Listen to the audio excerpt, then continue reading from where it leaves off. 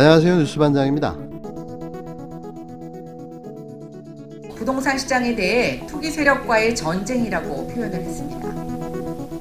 부동산 역시 적폐청산 대상의 하나로 치부하고 싸워서 이겨야 하는 이념의 대상으로 여기는 문 대통령의 부동산 정치 인식이 너무나 안타깝고 우려스럽습니다. 문 대통령에게 집 가진 사람은 부동산 시장의 투기꾼이고 내 집 마련의 꿈을 꾸는 무주택자는 잠재적 투기꾼일 뿐입니까? 언제까지 부동산 시장을 투기 대상으로 단적 짓고 규제 일본도의 정책만을 펼칠 것입니까? 18번의 고강도 대책이 나올 때마다 폭등하는 서울 집값을 보지 못했습니까? 18번의 실패에서 얻은 교훈이 없는 것입니까? 무능력한 것이 아니라 무지한 것입니다. 아니, 이쯤 되면 아예 집값을 잡을 생각이 없는 것입니다. 오세훈 서울시장이 서울주택도시공사 SH 사장에 김연아 전 국힘당 의원을 내정했습니다. 자칭 타칭 부동산 전문가라고 불리는 그가 오 시장을 도와 서울시 주택 문제를 해결하겠다고 포부를 밝혔는데요. 가천대에서 도시개혁학으로 학위를 받은 김 전 의원은 국힘당 전신인 미래통합당 비례대표로 20대 국회 국토교통위원회에서 활동했습니다. 지난해 총선에서 낙선한 이후에는 당 비상대책위원으로 정부의 부동산 정책에 비판적인 목소리를 줄기차게 내왔는데요. 그는 문재인 정부의 부동산 정책은 시장에 대한 무지, 시장을 무시, 정책은 무능, 또 거기에 무리수까지 해서 4가지가 없는 사무라고 비판해왔습니다. 임대차 보호법의 축소심사나 상임위 안에서 충분한 논의 없이 처리하는 것을 보고 무리까지 하고 있구나라는 이야기까지 서슴지 않았었는데요. 그런 그가 남다른 부동산 관련 투자도 하고 있는 것으로 밝혀져 주목됩니다. 알고 보니 그는 부동산 부자였는데요. 그래서 문재인 정부의 부동산 정책이 몹시도 싫었던 거죠. 지난해 국회의원 재산신고 당시 아파트 2채와 오피스텔 1실, 여기에 상가 한 곳까지 모두 4개의 부동산을 신고했는데요. 명실 상부한 내로남불과 이해 충돌의 소지가 다분했던 거죠.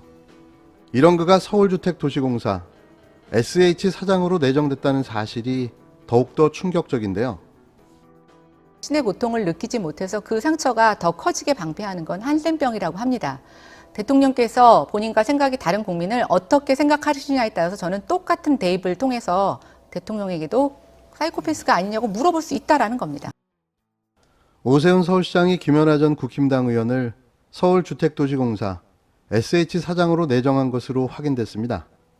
서울시는 이 같은 내용을 서울시 의회에 전달하고 청문회를 거칠 예정인데요. 청문회 통과가 될지가 의문입니다.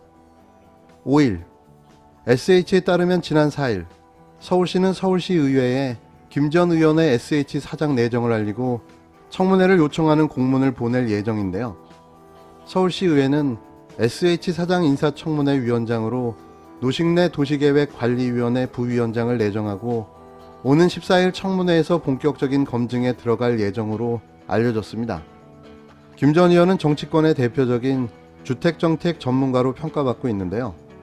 1969년생으로 경원대 도시계획학을 전공하고 석박사 학위를 받은 그는 서울시정 개발연구원 도시경제연구부 위촉연구원, 한국건설산업연구원 연구위원, 국민경제자문위원회 민생경제분과위원, 서울시 주택환경개선 정책자문위원, 제20대 국회 국토교통위원회 위원을 역임했습니다. 다만 청문회에선 김 전 의원의 다주택 보유가 SH 사장 인선의 걸림돌이 될 것으로 보여지는데요. 정부 공직자윤리위원회가 공개한 2020년 국회의원 정기 재산변동 사항에 따르면 김 전 의원이 신고한 부동산은 남편 명의를 포함해 서울 강남구 청담동 아파트 13억 2,800만원, 서초구 잠원동 상가 1억 1,526만원, 부산 중구 중앙 5동 오피스텔, 부산 금정구 부곡동 아파트 총 4채이며 전세권도 3개 보유하고 있는 걸로 확인됐는데요. 한 부동산 관계업자는 문재인 정부의 다주택자 규제 정책과 대치되고 SH의 사업 목적이 서울 무주택 시민의 공공임대를 지원하는 공공기관임을 고려할 때 김 전 의원의 다주택 소유가 청문회 논란이 될 수밖에 없다고 지적했습니다. 왜 그가 이토록 문재인 정부에서 부동산 정책을 그토록 비판해 왔는지 이제서 알 수 있게 됐는데요.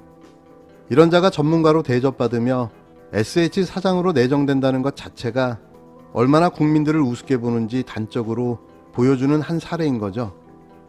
오세훈, 김연아, 온전한 정신을 가진 사람들일까요? 부끄럽지 않나요? 입으로만 정의와 공정을 외치는 그 정치 집단의 이 모습에 환멸이 느껴집니다. 그리고 대체 부동산 전수조사 결과는 언제 나오나요? 제대로 조사는 하고 있는 게 맞는 거죠. 재판이 진행되고 있고요. 당사자는 강력히 혐의를 부인하고 있는 것으로 제가 알고 있습니다. 판결이 최종적으로 확정이 되면 거기에 따라서 제가 입장을 또 말씀을 드릴 수 있을 것 같습니다. 제가 오늘 여기에까지 이런 정치에 참여하게 되는 이런 계기가 된 것 역시 결국은 그 월성원전 사건하고 무관하지 않고 결국은 정부의 이 탈원전과 무관하지 않다고 저는. 윤석열 전 검찰청장은 준비된 실력 있는 대통령 후보일까요? 대선 출마 선언문만 봐서는 금방 알 수 없습니다. 한 땀 한 땀 직접 썼다는 출마 선언문을 요약하면 이렇습니다. 제가 많이 분노했습니다. 분노한 국민 여러분, 함께 더 많이 분노합시다. 그래서 정권을 바꿉시다. 현 정권을 향한 분노로서 분노하지 않는 나라를 만들겠다고 그는 약속했습니다. 검사는 분노해야 성취한다. 세상을 착하게만 보는 태평한 검사는 출중해질 수 없다. 검찰청장까지 오른 검사 윤석열도 분노에 재능이 있었습니다. 분노한 사람들은 그의 분노를 높이 샀는데요. 박근혜 조국을 쳤듯 불공정 내로남불을 도려내라는 염원이 그를 거물로 키워냈습니다. 유능한 정치 지도자의 존재가 마침내 되려면 그러한 분노만으로는 안 되는데요. 한계가 온 거죠. 분노만 가지고는 더 큰 산을 넘을 수가 없습니다. 분노는 쉽습니다. 에너지는 쓰지만 노력은 필요 없기 때문인데요. 높은 한 사람을 향한 공동의 분노는 집단의 볼품없음을 가리키는 데 유용하긴 합니다. 그러나 그뿐이죠. 한 회사의 공공의 적이었던 과장이 떠나면 당장은 후련하지만 승진한 새 과장이 구세주로 판명나는 일은 현실엔 별로 없습니다. 구체성과 목표가 결여된 분노는 인에 시들기 때문인데요. 이 회사 X 같아 매일 욕하는 게 전부라면 매일 입만 더러워지는 겁니다.